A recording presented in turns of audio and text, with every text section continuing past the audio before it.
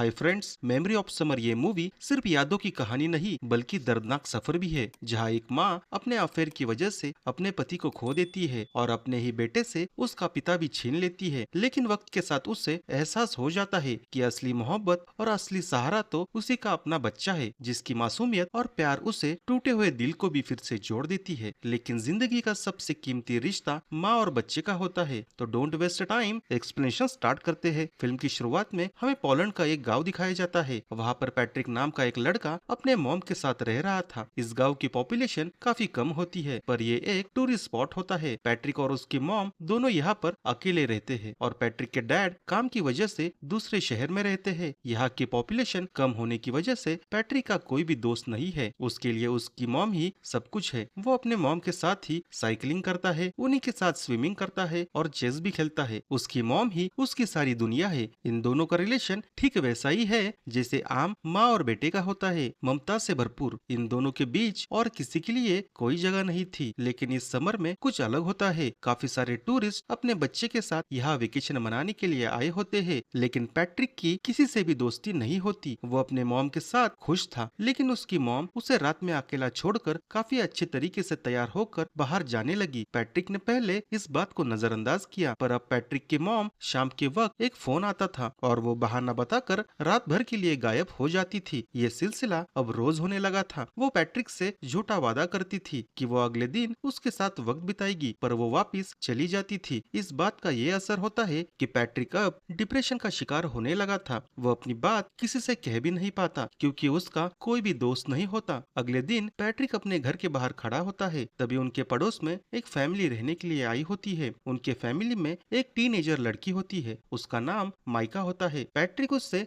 दोस्ती करने की कोशिश करता है, पर माइका उसे इग्नोर करके वहाँ से चली जाती है। अगले दिन पैट्रिक घर पर होता है, तब उसकी मॉम बाहर जाने के लिए तैयार हो रही थी। तभी पैट्रिक जानबूझकर जूस का ग्लास उसके मॉम के ड्रेस पर गिरा देता है, जिस वजह से उसके मॉम की ड्रेस काफी खराब हो जाती है और वो पैट्रिक पर काफी गुस्सा भी होती है। वो पैट्रिक के दिल की बात समझना तक नहीं चाहती और ड्रेस बदलकर वो अपने बॉयफ्रेंड से मिलने के लिए चली जाती है। इस बार पैट्रिक अपने मॉम का पीछा करता है। तब उसे पता चलता है कि वो अपने बॉयफ्रेंड को हर शाम मिलती है और उसी के साथ वक्त भी बिताती है। तभी पैट्रिक को एक हिरन का बच्चा नजर आता है। वो हिरन का बच्चा अकेला घूम रहा था। वो अकेला रहना सीख गया था। उसे देखकर पैट्रिक को ऐसा लगता है कि उसे भी अपने मॉम के सिवा अकेला जीना सीखना होगा, क्योंकि वो भी अकेला हो गया था। इसलिए पैट्रिक अगले दिन से नए नए दोस्त बनाने की कोशिश करता है। फिर वो माइका से बात करने की भी कोशिश करता है और थोड़ी देर बाद बात करने पर ये दोनों दोस्त बन जाते हैं। फिर माइका बताती है कि उसके मॉम डैड एक दूसरे के साथ नहीं रहते, उन दोनों का डिवोर्स हो गया है और इस वजह से माइका भी काफी अकेला महसूस करती है। फिर ये दोनों काफी वक्त एक दूसरे के साथ बिताते हैं। पैट्रिक वो सारी चीजें माइका के साथ कर रहा था जो वो पहले अपने मॉम के साथ किया करता था, जैसे साइकिलिंग करना, स्विमिंग करना। वो माइका की कंपनी एंजॉय कर रहा था और इस वजह से उसका डिप्रेशन भी कम होने लगा था। अगले दिन पैट्रिक बाहर से घर आता है तो वो देखता है कि एक औरत उसके घर पर बैठी हुई है और वो रो रही है। घर पर पैट्रिक की मॉम भी नहीं होती। ये वही औरत होती है जिसके पति के साथ पैट्रिक के मॉम का अफेयर चल रहा था, पर वो औरत पैट्रिक को कुछ नहीं कहती। पैट्रिक उसे कुछ खाने के लिए देता है और कुछ देर बाद वो औरत वहाँ से चली जाती है। फिर रात के समय पैट्रिक के डैड का कॉल आता है। वो पैट्रिक और उसकी मॉम से बात करते हैं। कॉल होने के बाद पैट्रिक की मॉम पैट्रिक से वादा लेती है कि तुम अपने डैड को मेरे अफेयर के बारे में कुछ नहीं बताओगे। पैट्रिक को लगा कि अगर मैं ऐसा करता हूँ तो मॉम मेरे साथ वक्त बिताएगी, इसलिए पैट्रिक अपने मॉम से वादा करता है कि वो डैड को आपके अफेयर के बारे में कुछ नहीं बताऊंगा और अपने मॉम को हक भी करता है। लेकिन इतना करने के बावजूद कोई फर्क नहीं पड़ता। उसकी मॉम अपने बॉयफ्रेंड के साथ मिलना जारी रखती है। इस बात से पैट्रिक परेशान हो जाता है और वो अपने घर की चाबी छुपा कर रखता है ताकि उसकी मॉम घर से बाहर ना जा सके। पर उसकी मॉम के सिर पर तो प्यार हावी हो गया था। उसे पैट्रिक की किसी बात से कोई फर्क नहीं पड़ता। वो पैट्रिक की जरा भी परवाह नहीं करती। पैट्रिक को लाफा मारकर अपने बॉयफ्रेंड से मिलने के लिए वह चली जाती है। उसकी मॉम की हरकतों की वजह से पैट्रिक अंदर से और भी ज्यादा टूटने लगा था। अब उसके पास आखिरी आसरा उसकी फ्रेंड माइका होती है। वो उसी के साथ वक्त बिताता है और खेलता है। लेकिन एक दिन एक लड़का जो इन दोनों से उम्र में काफी बड़ा होता है है वो माइका को छेड़ने लगता है, मानो माइका उस लड़के से घबरा रही है, पर वो कुछ कर नहीं पाता। पैट्रिक भी इस लड़की के सामने कमजोर था, इसलिए वो चाहते हुए भी माइका की हेल्प नहीं कर पाता। उसे अंदर से काफी बुरा लगता है क्योंकि वो माइका को वार्न कर रहा था कि तुम इस लड़की के साथ आगे से नहीं दिखोगी, तुम सिर्फ मुझसे ही मिलोगी। आगे एक दिन पैट्रिक अपने मॉम का पीछा कर रहा था, तब वो माइका को उसी लड़के के साथ देख लेता है। ये दोनों एक दूसरे के काफी करीब होते हैं। ये देखकर पैट्रिक अंदर से जलन महसूस करता है। उसे ऐसा लगता है कि अब वो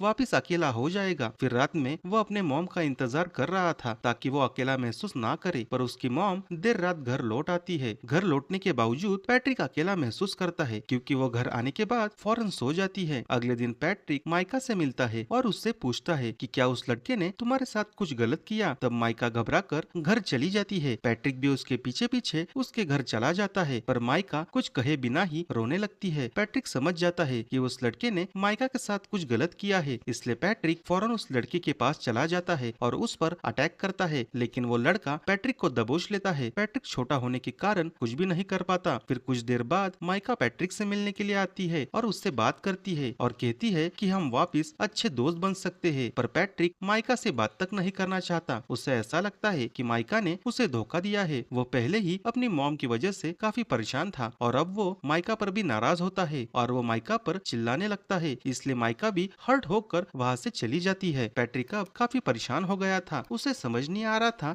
कि वो अब क्या करे, क्योंकि अब उसे गाइड करने के लिए उसकी मॉम भी नहीं होती। उसके दिल में काफी बातें होती है और पैट्रिक उन बातों को दबा कर रखता है, पर इन चीजों का उस पर काफी बुरा असर होता है। फिर एक रात पैट्रिक की मॉम घर लौट आती है। उसकी हालत काफी खराब होती है, शायद उसका उसके बॉयफ्रेंड के साथ ब्रेकअप हो गया था। अगले कुछ दिनों तक पैट्रिक की मॉम घर से बाहर नहीं जाती। वो हमेशा रोती रहती है, इसलिए पैट्रिक अपने मॉम का काफी ख्याल रखता है। वो काफी खुश था क्योंकि वो अपने मॉम के साथ काफी वक्त बिताने लगा था। तभी एक रात पैट्रिक के डैड वापस लौट आते हैं। पैट्रिक अपने डैड को देखकर काफी खुश था। पैट्रिक के डैड उन दोनों के लिए काफी गिफ्ट लाए थे और उन्होंने पैट्रिक से वादा भी किया था कि इस साल वो अपना समर वेकेशन पैट्रिक के साथ बिताएंगे और काफी एंजॉय भी करेंगे। फिर ये तीनों बाहर घूमने के लिए चले जाते हैं और काफी एंजॉय भी करते हैं। पैट्रिक अपने मॉम डैड को एक दूसरे के साथ देखकर काफी खुश था। धीरे धीरे उसका डिप्रेशन भी कम होने लगा था। एक रात पैट्रिक और उसके डैड चेस खेल रहे थे। तभी वो पैट्रिक से पूछते हैं कि क्या तुम्हारी मॉम किसी से मिलती है या रात को अकेले बाहर जाती है। तब पैट्रिक अपने डैड से झूठ बोल देता है क्योंकि उसने अपने मॉम से वादा किया था, इसलिए अपने मॉम के अफेयर के बारे में वो अपने डैड को कुछ नहीं बताता। पर पैट्रिक के डैड को शक होता है क्योंकि वो जब से लौट कर आए हैं तब से उसकी मॉम कुछ अलग सा बर्ताव कर रही है। अगले दिन माइका पैट्रिक के घर आती है और उसे अपने साथ चलने के लिए कहती है। पैट्रिक भी उसके साथ चला जाता है। फिर ये दोनों साइकिल चलाकर लेक के पास चले जाते हैं और वहाँ पर स्विमिंग भी करते हैं। स्विमिंग खत्म होने के बाद माइका पैट्रिक से कहती है कि वेकेशन खत्म होने वाले हैं और मैं यहाँ से चली जाऊंगी। ये सुनकर पैट्रिक को बुरा लगता है, पर वो कुछ भी कर नहीं पाता क्योंकि ये चीज उसके कंट्रोल से बाहर होती है। फिर पैट्रिक घर लौट आता है। तब वो सीढ़ियों में उसी औरत को देखता है जिसके पति के साथ पैट्रिक के मॉम का अफेयर चल रहा था। घर के अंदर आने पर